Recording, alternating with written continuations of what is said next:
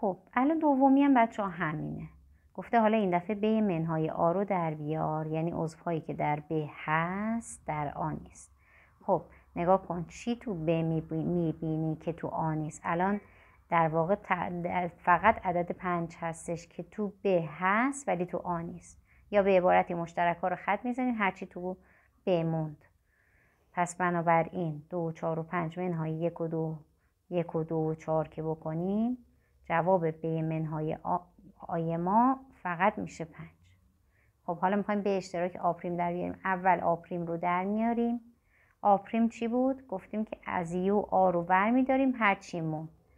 اگر از یو 1 و 2 و 4 رو برداریم میمونه 3 و 5.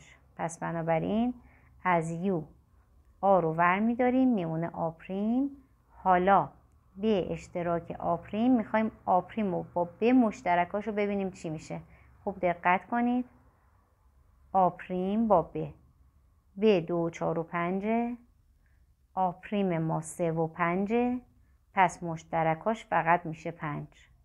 میبینید دقیقاً ب منهای آ با چی برابر شد؟ با ب اشتراک آ پریم. اینم همونه، فرقی نداره، همون بالاییه. یه منها با یه اشتراک برابر شد. به چه صورت؟ اولی رو می نویسیم منها به اشتراک تبدیل میشه و دومی متمم میشه. خب حالا این دفعه بچه ها گفته که هم تو همون سوال گفته آ اجتماع ب پریم رو به دست بیار، آ پریم اشتراک ب پریم هم به دست بیار، مقایسه کن. خب ما بچه ها فقط برای اینکه خیلی بالا رفته من یک بار دیگه یو و آ و ب و س رو بنویسم اینجا که بتونیم راحت ازش استفاده کنیم. یومون هست 1 و 2 و 3 و 4 و 5، 1 و 2 و 3 و 4 و 5. آمون هست 1 و 2 و 4 و بیمون هم هست 2 و 4 و 5. خب ببینید حالا میخوایم آ اجتماع ب پریم رو به دست بیاریم. برای اینکه آ اجتماع ب پریم رو به دست بیاریم بچه ها دقت کنید، اول باید داخل پرانتز رو حساب کنیم. یعنی چی؟ یعنی اول باید آ اجتماع ب رو به دست بیاریم، یعنی آ و ب رو اجتماع بگیریم. خب اجتماع آ و ب 1 و 2 و 4 و 5 میشه. پس میشه 1 و 2 و 4 و 5. حالا میخوایم چی حساب کنیم؟ متمم آ اجتماع ب رو، یعنی آ اجتماع ب پریم. پریم بالای پرانتزه، اول داخل پرانتز به دست میریم. حالا متمم این رو باید حساب کنیم. پس بنابراین الان آ اجتماع ب پریم رو بخوام حساب کنم حتما باید پرانتزش رو بذارید یعنی متمم آ اجتماع ب. یعنی برو اینو از مرجع خط بزن ببین چی میمونه. 1 و 2 و 4 و 5 رو اگه از مرجع خط بزنیم، 1 و 2 و 4 و 5 رو از مرجع خط بزنیم میمونه 3. خب حالا میخوام آ پریم اشتراک ب پریم رو حساب کنم. برای اینکه آ پریم اشتراک ب پریم رو حساب کنیم بچه ها اول باید آ پریم رو حساب کنیم، ب پریم هم حساب کنیم، بعد با هم اشتراک بگیریم. آ پریم چی بود؟ گفتیم که آ رو از مرجع ور میداریم، 1 و 2 و 4 و 1 و 2 و 4 رو از مرجع ور داریم میمونه 3 و 5. پس آ پریم میشه 3 و 5. ب پریم چی میشه؟ ب پریم ب رو این دفعه از مرجع ور میداریم، یعنی 2 و 4 و 5 رو 2 و 4 و 5 رو از مرجع ور داریم میمونه 1 و 3. خب حالا آ پریم اشتراک ب پریم رو که بخوایم حساب کنیم خودتون دارید میبینید که فقط میشه چی؟ فقط میشه 3. از اینجا چی میفهمیم؟ یه چیزی میفهمیم از اینجا. چیزی که میفهمیم آ اجتماع ب پریم برابر میشه با آ پریم اشتراک ب پریم.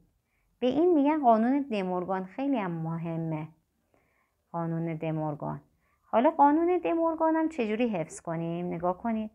اگر پریم بالای پرانتز بود میتونیم پریم رو به هر کدوم از این دوتا مجموعه بدیم به شرطی که اجتماع وسطش هم تبدیل به اشتراک بشه. یعنی چی؟ مثلا پریم رو بدیم رو آ بگیم آ پریم، بعد پریم رو اجتماع تبدیلش میکنه به اشتراک، پریم روی بی میشه ب پریم. من یه توضیح اینجا براتون بدم. نگاه کنید مثلا این قانون دمورگان اینجوری آ اجتماع ب پریم فرقی نداره برای اشتراک هم هست.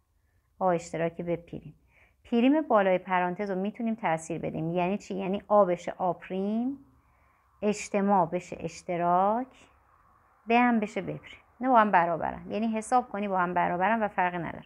اینجا هم همینطور، آ بشه آ پریم، اشتراک بشه اجتماع، یعنی دقیقا برعکسش میکنه، ب هم بشه ب پریم. مطمئن باشید اینا با هم برابرن. حالا برعکسش هم هست یعنی مثلا این طرف رو بدن اون ور رو بخوان. یعنی آ پریم اشتراک ب پریم رو من دارم، میخوام پریم رو بکشم بالای پرانتز. میتونی این کار رو بکنی، یعنی این دوتا پریما رو بکشی بالا، به شرط اینکه و هم هر دو مجموعه متمم بشه، هم هرچی این وسط هست عوض بشه. یعنی مثلا اگه اشتراکی بشه اجتماع، اگه اجتماعی بشه اشتراک.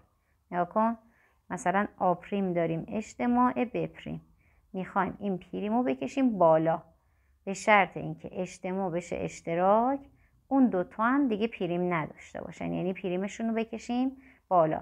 این رو بهش میگن قانون چی؟ قانون دمورگان، که حتما حفظ کنید، هم برای اجتماع برقرار هم برای اشتراک. ببینید من الان برای این سوال هم براتون می نویسم، بعد توضیح میدم. خب اینجا هم همینطور بچه ها، باز هم آ اشتراک ب رو به دست آوردیم، بعد متمم آ اشتراک ب رو به دست آوردیم، اینجا آ پریم به دست آوردیم، ب پریم به دست آوردیم، اجتماعشون رو به دست آوردیم، دیدیم که این دوتا با هم برابرن. فهمیدیم آ اشتراک ب پریم با آ پریم اجتماع ب پریم برابره، که گفتیم اسم این قانون هست قانون دمورگان. خب بچه یه نمونه سوال از این قسمت نمونه سوال امتحانی حل کنیم. یو رو به ما داده، آ بی و سی رو هم به ما داده، اینو از ما خواسته. گفتیم همیشه میریم اول داخل پرانتز رو به دست میاریم.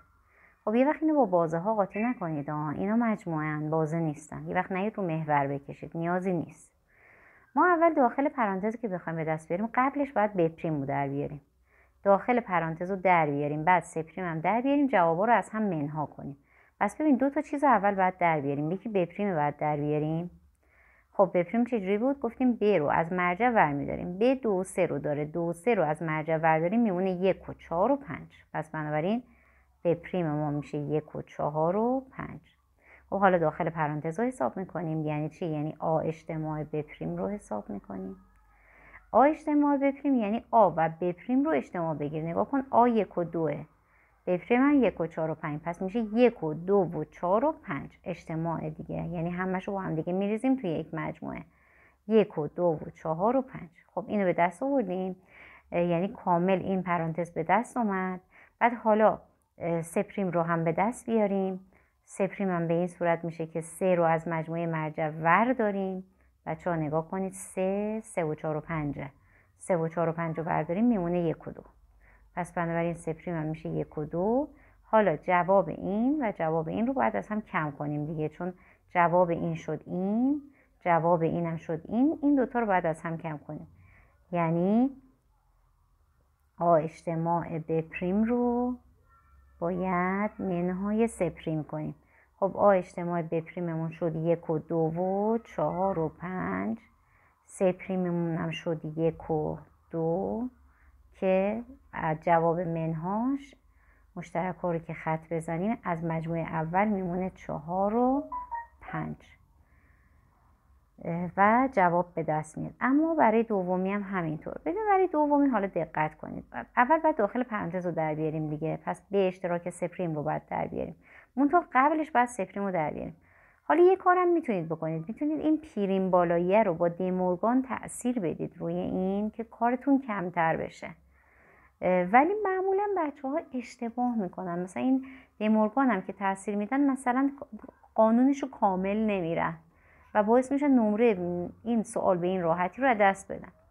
پس بنابراین اگر اشتباه میکنید همین صورت سوال رو حل کنید، یعنی اول داخل پرانتز، برای داخل پرانتز هم ابتدا باید س پریم به دست بیاریم. س پریم که قبلا در آوردیم، چند شد س پریم؟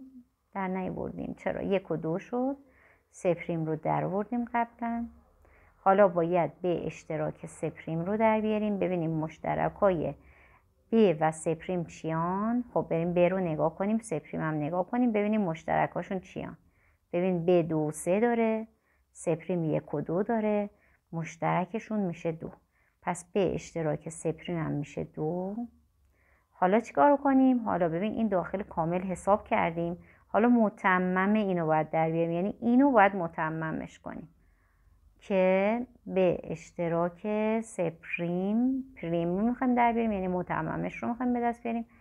متمم 2 کلا مرجعمون 1 و 2 و 3 و 4 و 5 بود، پس بنابراین متمم 2 میشه 1 و 2 رو خط میزنیم از مرجع، 1 و 3 و 4 و 5، این میشه این مجموعمون. حالا آ پریم هم در میاریم. بچه آ پریم چی بود؟ آ پریم 1 و 2 بود. اگه 1 و 2 رو از مرجع برداریم میمونه 3 و 4 و 5، پس آ پریممون میشه 3 و 4 و 5. حالا میخوایم چی کار کنیم؟ میخوایم آ پریمی که به دست آوردیم با این به اشتراک سه پریمی که به دست آوردیم پریم رو از هم منها کنیم. آ پریممون 3 و 4 و 5 هستش. بعد اون مجموعمون هم شده 1 3 4 5 که مشترک رو که خط بزنیم از مجموعه اول هیچی نمیمونه و جواب اون توهی میشه. حالا ببینید اگه اینو با دیمورگان میرفتیم خب کارمون خیلی آسون تر میشد. یعنی چی؟ یعنی مثلا یه سری متمم ها رو لازم نبود که انجام بدیم، ولی حالا هر جوری که راحت هستید. اگه میخواستیم با دیمورگان بریم، نگاه کنید بچه، آ پریم منهای به اشتراک سه پریم پریم، اول اینو با دیمورگان بازش میکردیم. آ پریم رو مینویسم، منها رو هم مینویسم. نگاه کنید این پریم روی ب میکنتش به پریم، این اشتراک رو میکنه اجتماع، پریم روی سه پریم میکنتش سی. یعنی میتونستیم به جای اینکه این بالایی رو حساب کنیم اینو حساب کنیم، جوابش هم همین در میاد، فرقی نمیکنه. باز به عهده خودتون که هر جور راحتین عمل کنید.